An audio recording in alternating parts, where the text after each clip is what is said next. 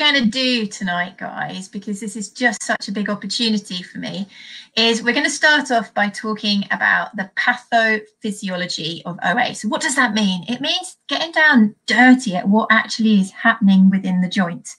And my honest belief, and that of Stephen, is if you can understand how complex what is happening within the joint is, then you're going to be able to understand how the interventions are going to work better. So I'm going to share a screen, and then Stephen is going to talk us through. So 1 minute, guys. Here we go. There you go. So over to you, Stephen. You carry on talking and just tell me when you want me to change slide. All right.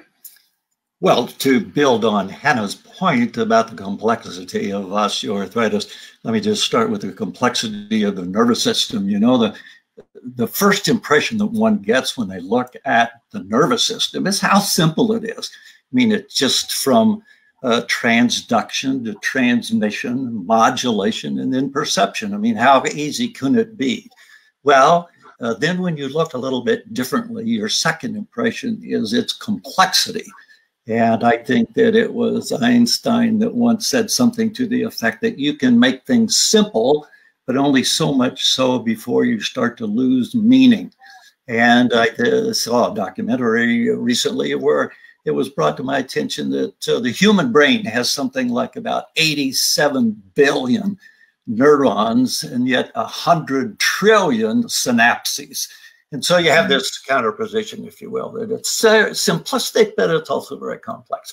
Well, with that said, let's look at this circle of inflammation, and sometimes referred to as a vicious cycle of inflammation. And it is cyclic in terms of understanding and appreciation. So let's just start at the very top.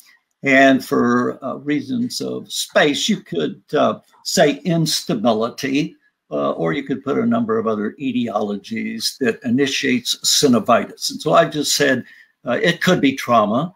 It could be of an iatrogenic origin, which means that it could be self-inflicted, or it could just be some kind of instability. But regardless, the insult, and that insult typically is one of three etiologies. It's either mechanical, or it's chemical, or it's thermal. So typically with one of those, pick your choice, there is initiated within the joint a synovitis. And the ITIS, as you were taught way back in first year of veterinary school, refers to inflammation. And that's exactly what happens. You get an inflammation of the synovial intima, and that's the lining of the synovial joint. And that lining typically is about 2 to 3 cells thick.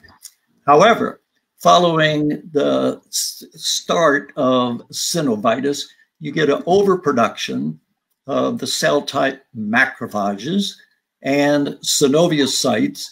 It includes synovial hyperplasia. So this is not only a hypertrophy, but it's a hyperplasia. So you get an increase in cell numbers and an increase in cell types. Now with that comes an angiogenesis, which is an increase in vascularization